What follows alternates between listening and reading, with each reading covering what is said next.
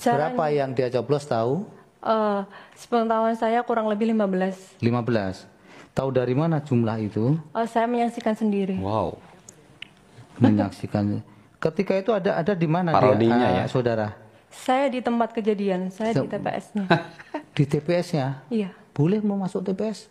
Boleh. Di bilik itu? Saya di samping saksi-saksi. Di samping saksi-saksi. Iya. Terus nyoblosnya bukan di bilik? Nyoblosnya di bilik. Di bilik. Bagaimana bisa tahu, kan ketutup? Saya aja dengan istri saya masuk itu noleh samping nggak bisa loh. Benar ya. Anda duduk di tempat duduk saksi bagaimana? Terlihat secara langsung, Wow. Pak. Loh, kan kalau di dalam bilik kan tidak secara langsung terlihat. Iya, saya punya rekaman videonya. Oh. Oh, bukan. Kita tangkap dulu dengan visual secara sederhana dulu. Anda kan duduk di deretan saksi. Berapa yang dia coblos tahu? Oh, ini video aslinya ya. Sepengetahuan saya kurang lebih 15. 15. Tahu dari mana jumlah itu? Saya menyaksikan sendiri. Menyaksikan. Saksi Ketika itu 01 ada bisa di mana lihat sih? orang nyoblos dalam bilik ya. Saya di tempat kejadian, saya di TPS-nya. Di TPS-nya? Iya. Boleh mau masuk TPS? Boleh. Di bilik itu? Saya di samping saksi-saksi. Di Oh. samping saksi-saksi. Malah bisa ngeliat Terus ya. nyoblosnya bukan di bilik? Nyoblosnya di bilik. Di bilik. Bagaimana bisa tahu, kan ketutup? Saya aja dengan istri saya masuk itu noleh samping nggak bisa loh. Anda duduk di tempat duduk saksi bagaimana? Terlihat secara langsung, Pak. Loh, kan kalau di dalam bilik kan tidak secara langsung terlihat. Iya, saya punya rekaman videonya. Oh, bukan. Kita tangkap dulu dengan visual secara sederhana dulu. Anda kan duduk di deretan saksi. Oke, baik guys. Hai, assalamualaikum warahmatullahi wabarakatuh guys. Dan ini tadi ada parodinya dan video aslinya ya kan. Di sini ditulis hebat saksi 01 bisa lihat orang nyoblos dalam bilik ya. Ya kalau kita pikir-pikir ya kan, kalau kita time pencoblosan itu orang yang nyoblos sebelah kita aja nggak bisa kita lihat ya kan. Dia coblos siapa ya kan. Ini bisa menghitung ya 15 katanya ya kan. Dan dia ada rekaman videonya juga katanya. Apakah dia pergi merekam di apa namanya, di tempat orang nyoblos gitu? Aku rekam dulu, kau coblos siapa? Gitu ya kan? Aku pun nggak tahu lah. Aku nggak ngerti lah dengan saksi 01 ini ya. Semuanya ngaco ya kan? Ada lagi nih, coba kita dengar dulu ya guys. Ya mungkin ini adalah video apa namanya, video aslinya dulu ya kan. Oke, kita lanjut. Gibran digugurkan dan pemilu ulang. Wow. Baru pertama di bawah alam semesta. Jadi kalaupun juga nanti Gibran itu digugurkan, andaikan ajaib lah. Tuhan Allah ini ikut turut serta dengan kalian baru dikabulkan di MK. Maka Prabowo tetap dilantik, Pak. Ini baru calon aja Victor menang. Lawan dengan Maria Jeong. Benar juga ya. Jadi logikanya sesudah pertandingan selesai, lalu Gibran digugurkan, apakah Prabowo juga digugurkan? Menjadi kontradisio interminis adalah Gibran digugurkan dan pemilu ulang. Wow. Gibran digugurkan dan pemilu ulang. Wow. Lebih lagi tuh. Gimana itu Bung Rafli Harun sebagai salah satu penasehat tim hukum di 01. Kok bisa begini kemampuannya? Saya yang bukan sarjana hukum aja saya tahu kok. Kontradiksi interminis. Kontradiksi. Ya, digugurin. Gibran digugurkan dan pemilu ulang. Wow. Baru pertama di bawah alam semesta. Jadi kalaupun juga nanti Gibran itu digugurkan, andaikan ajaib lah. Tuhan Allah ini ikut turut serta dengan kalian baru dikabulkan di MK. Maka Prabowo tetap dilantik, Pak. Ini baru calon aja Victor menang. Lawan dengan Maria Jeong. Jadi logikanya sesudah pertandingan selesai, lalu Gibran digugurkan, apakah Prabowo juga digugurkan? Menjadi kontradisio interminis adalah Gibran digugurkan dan pemilu ulang. Wow. Gibran digugurkan dan pemilu ulang. Wow. Lebih lagi tuh. Gimana itu Bung Rafli Harun sebagai salah satu penasehat tim hukum di 01. Kok bisa begini kemampuannya? Saya yang bukan sarjana hukum aja saya tahu kok. Kuasa hukum Anies Mohaimin Bambang Wijayanto juga menyoroti soal perolehan suara Pilpres 2024 Prabowo Subianto di Gianyar, Bali yang mencapai 49%. BW menilai hal tersebut mustahil terjadi tanpa kecurangan. Basis dari Pak Prabowo tahun 2014 itu perolehan suaranya di Gianyar itu nomor 2 dari Mentawai itu 22%. Oke. 22%. Di tahun 2019 hanya 3%. Oke. Tapi kemudian di tahun 2024 49%. How come? Jelaskan. Oh, jelaskan. Kalau tidak ada kecurangan. Wah. Sebentar, mungkin kita akan berkomentar sedikit ya. Karena di tahun 2014 22% Pak Prabowo di Gianyar, ya di 2019 3%, tapi di tahun 2024 jadi 49% nih guys katanya ya kan. Ya gimana ini cara berpikirnya ya? Dia adalah pengacara ya.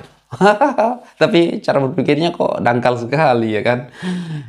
Kita lihatlah di Bali itu pendukungnya siapa? Di sana itu pendukungnya Pak Jokowi.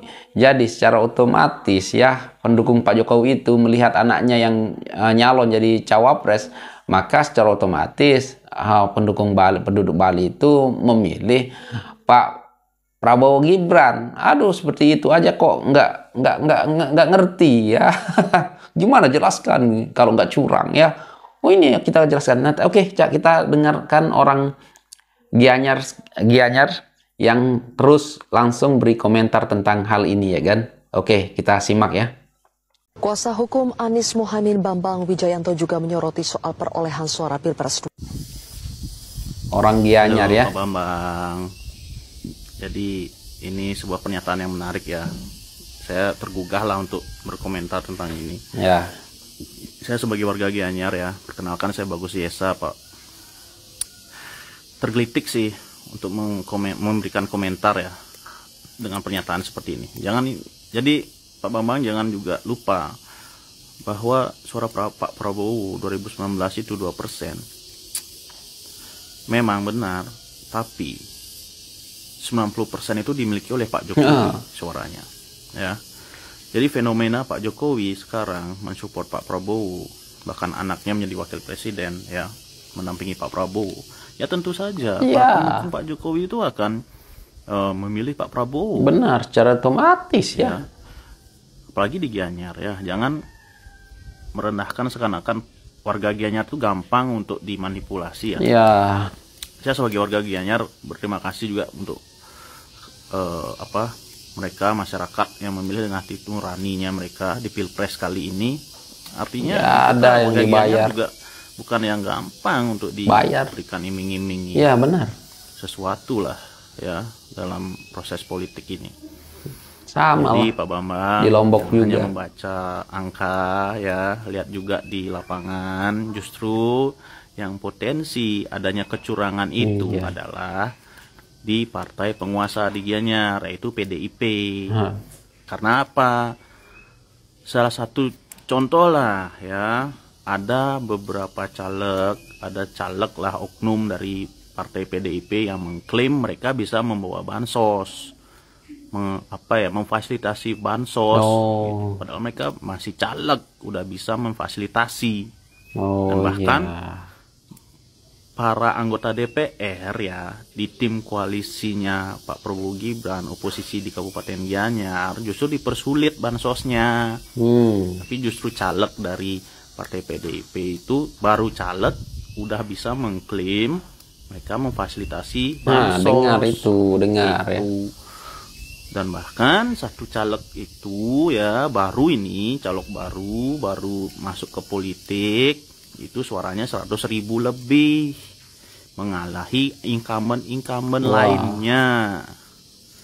Nah itu yang menurut saya lebih menarik lah untuk dibahas lah. Ya kan? Harusnya itu yang dibahas. Kalau ada potensi hal-hal kecurangan yang seperti Pak Bambang sampaikan, ya lihat di daerah juga lah ya. lihat situasi daerah juga, jangan hanya di capres saja, jangan di nasional aja, lihat angkanya. Ayo sini ke daerah, kita lihat apa yang terjadi. Benar. Itu aja sih dari saya ya. Pokoknya saya bangga warga Gianyar memilih presiden dengan hati nurani ya. Kedepannya saya berharap warga Gianyar akan lebih lagi legislatif ke depan agar menggunakan hati nurani, kita buat pemimpin yang berkualitas untuk Gianyar. Salam semangat dari generasi Gianyar. Ya benar, seperti di Lombok juga ya, mana adalah orang termakan, bisa dibilang termakan iming-iming lah ya. Kalau kalian pilih ini, pilih 02 akan didapatkan ini, dapatkan itu.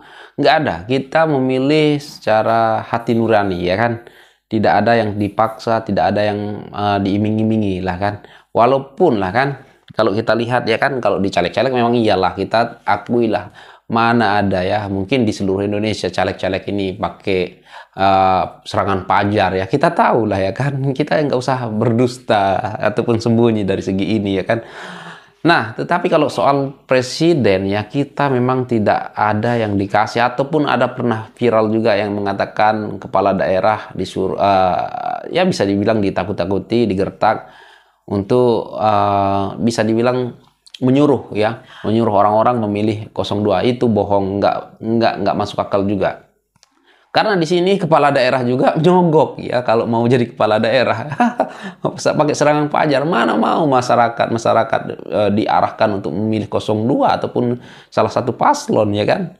Ini murni kemenangan Bapak Prabowo Gibran, ini murni dari suara hati rakyat, ikhlas ya, tanpa diupah, tanpa ada sembako ya. Apalagi soal bansos ya.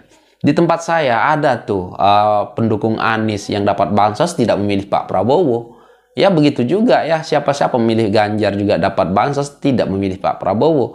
Jadi bansos itu menurut saya tidak mengaruh juga ya. Ya kalau orang sudah cinta 01 ya pasti dia akan pilih 01 meskipun dapat bansos.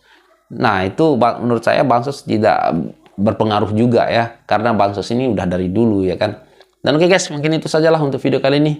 Coba kalian berkomentar apa yang harus kalian komentari. Dan sekian, terima kasih. Assalamualaikum warahmatullahi wabarakatuh. Bye.